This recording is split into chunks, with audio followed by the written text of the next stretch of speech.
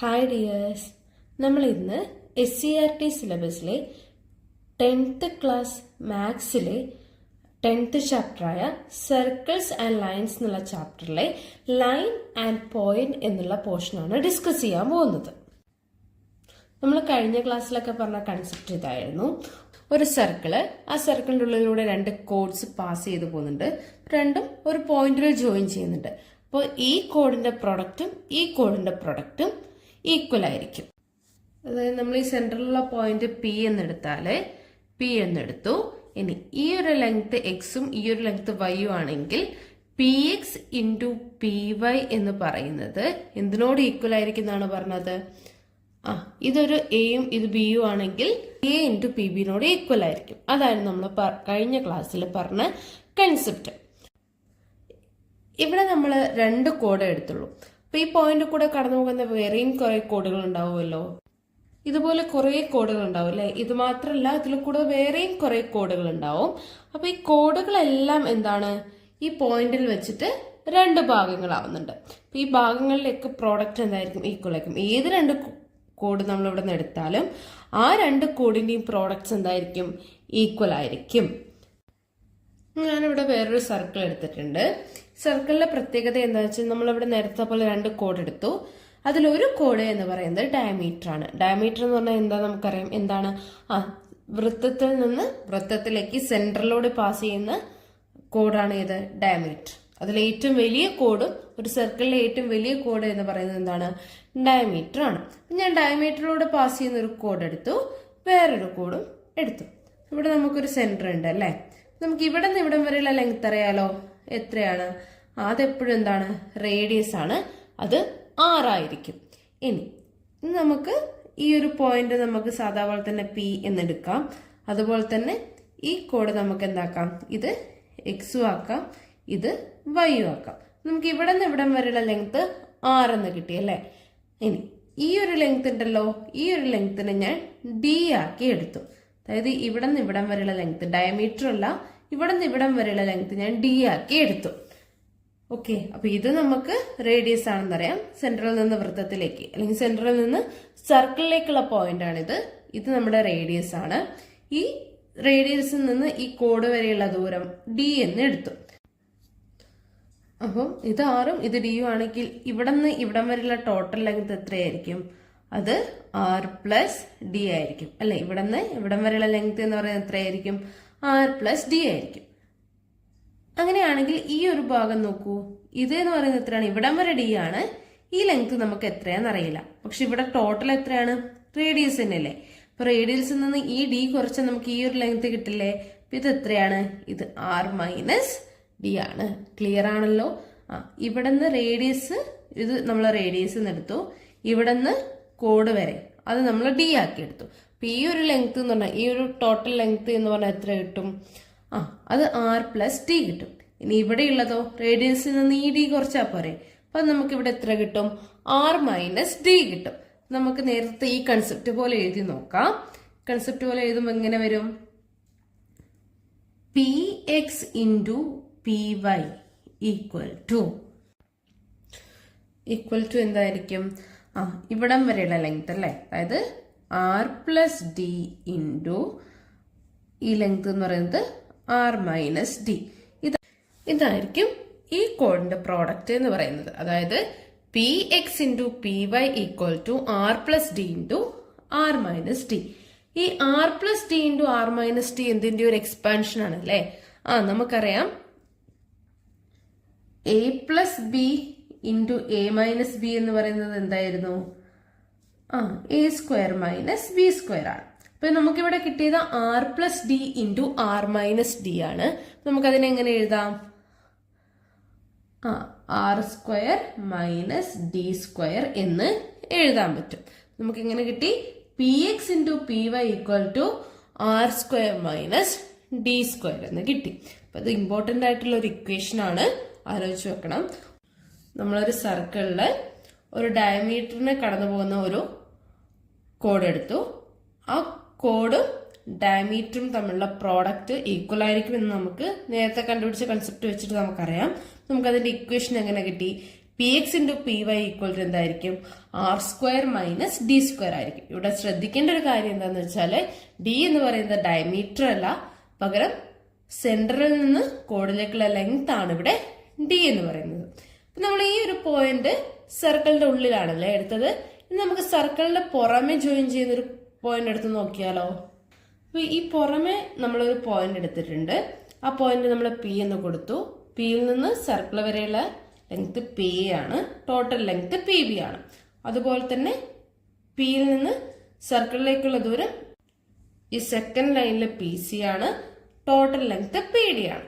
നമുക്ക് ഇവിടെ അറിയാം ഈ ഒരു കൺസെപ്റ്റ് എന്തായിരുന്നു, രണ്ടിന്റെയും പ്രോഡക്റ്റ് ഈക്വൽ ആണ്. അതുപോലെ തന്നെയാണ് ഇവിടെയും. ഇവിടെ എന്ന് പറയുമ്പോൾ എന്ത് വരും, ഈ length P A into total length P B എന്ന് പറയുന്നത് എന്തിനോട് ഈക്വൽ ആയിരിക്കും, P C into P D ആയിരിക്കും. ഇവിടെയുള്ള വ്യത്യാസം എന്താണെന്ന് വെച്ചാൽ പി പുറത്താണ്, ഇവിടെ പി സർക്കിളിന് ഉള്ളിലാണ്. ഇവിടെ നമ്മൾ എങ്ങനെയാ ചെയ്യുന്നതെന്ന് വെച്ചാൽ നമ്മളൊരു ലൈൻ എടുക്കുകയാണ്, അതിൽ നിന്ന് ഈ ജോയിൻ ചെയ്യുന്ന പോയിന്റ് പി ആയിട്ട് എടുത്തു. പിയിൽ നിന്ന് സർക്കിളിലേക്കുള്ള length P A, total length P B. P A into P B എന്ന് പറയുന്നത് എന്തായിരിക്കും, P C into P D ആയിരിക്കും. ഇത് ഈക്വൽ ആണെന്നുള്ളതിലേക്ക് നമുക്കൊരു നിയമമാക്കാനുണ്ട്. പക്ഷെ ആ നിയമവും അതിന്റെ പ്രൂഫ് ഒന്നും നമ്മൾ അതിൽ പറയുന്നില്ല, നമ്മൾ കൺസെപ്റ്റ് മാത്രമേ പറയുന്നുള്ളൂ. നമ്മൾ എന്താക്കിയാൽ മതി, ഇതൊന്ന് ഓർത്ത് വെച്ചാൽ മതി. നമ്മളിവിടെ രണ്ട് ലൈൻ എടുത്തിട്ടുണ്ട് അല്ലെ, പക്ഷെ ഇതെന്താണ്, ഡയമീറ്റർ അല്ല. നമ്മൾ നേരത്തെ പറഞ്ഞ കേസിലെ പോലെ ഇതുപോലെ തന്നെ ഈ ഒരു ലെങ്ത് ഡയമീറ്റർ ആക്കിയിട്ട് അപ്പൊ നമുക്ക് കിട്ടുന്ന ഇക്വേഷൻ എന്താന്ന് നമുക്കൊന്ന് നോക്കാം.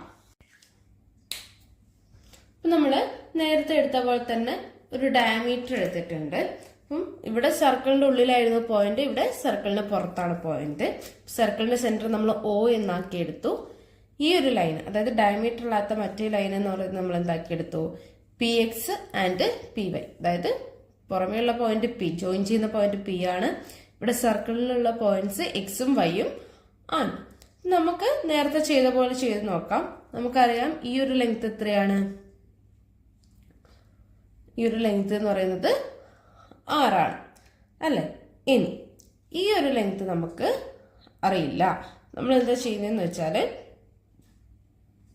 ഇവിടെ നിന്ന് ഇവിടം വരെയുള്ള ലെങ്ത് എത്രയൊക്കെ എടുക്കും, അത് ഡി ആക്കി എടുക്കും. അതായത് ടോട്ടൽ ലെങ്ത് ഡി ആക്കി എടുക്കും. ഇത് ടോട്ടൽ ലെങ്ത് എന്ന് പറയുന്നത് ഡി ആണ്. ഇവിടെ നിന്ന് ഇവിടം വരെയുള്ള ലെങ്ത് എത്രയാണ്, 6 ആണ്. അതുപോലെ ഈ ഒരു ലെങ്ത്തും 6 ആണ് നമുക്ക് അറിയാം.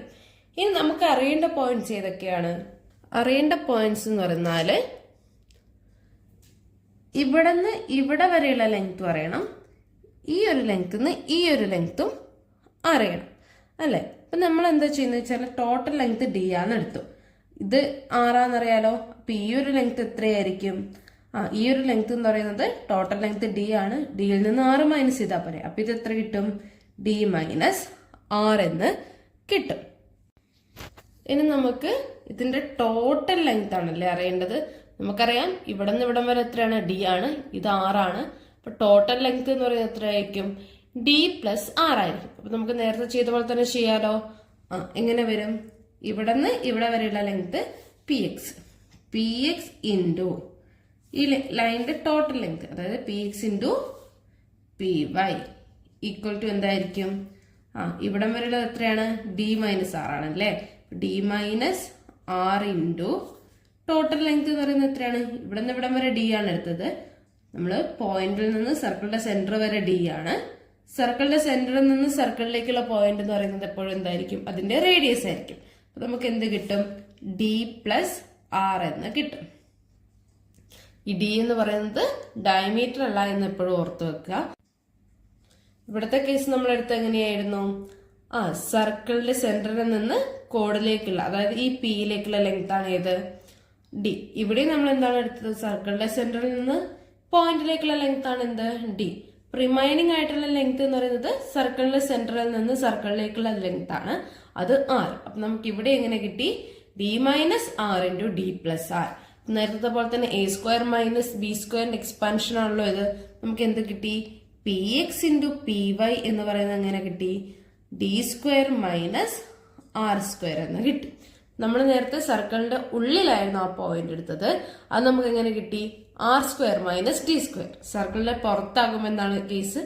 D square minus R square ആയി. അപ്പൊ നമുക്ക് ഇതേപോലെ ഒരു കേസും കൂടെ ഇവിടെ പറയാനുണ്ട്. ഇത് നമ്മൾ ആദ്യം സർക്കിളിന്റെ ഉള്ളിലുള്ള 2 കോഡ് എടുത്തു. പിന്നെ നമ്മൾ പോയിന്റ് എന്താക്കി? പുറത്തേക്ക് ആക്കിയപ്പോൾ ഇങ്ങനെ 2 ലൈൻ കിട്ടി. ഇനി നമ്മൾ ടാൻജന്റിന്റെ കേസ് പറയാണ്. ടാൻജന്റ് എന്ന് പറഞ്ഞാൽ നമുക്കറിയാലോ, ഇത് സർക്കിളിന്റെ 2 പോയിന്റിലൂടെ കടന്നു പോകുന്നുണ്ട് അല്ലെ. ടാൻജന്റ് എന്ന് പറയുമ്പോൾ എവിടെ ഉണ്ടാവുള്ളൂ? സർക്കിളിന്റെ ഒരു പോയിന്റുമായിട്ട് നമ്മൾ ജോയിൻ ചെയ്യിക്കുള്ളൂ. അതിനെയാണ് ടാൻജന്റ് എന്ന് പറയുന്നത്. നമുക്ക് ഇതേപോലെ ഒരു ടാൻജന്റിന്റെ കേസ് നമുക്ക് എടുത്തു നോക്കാം. അപ്പൊ ഇതാണ് നമ്മുടെ ടാൻജന്റിന്റെ കേസാണ് ഞാൻ എടുത്തിരിക്കുന്നത്. ഇതാണ് ടാൻജന്റും സർക്കിളിലെ ഡയമീറ്ററും ജോയിൻ ചെയ്യുന്ന പോയിന്റ്. ഇതാണ്. ഇത് പി എന്നെടുത്തു.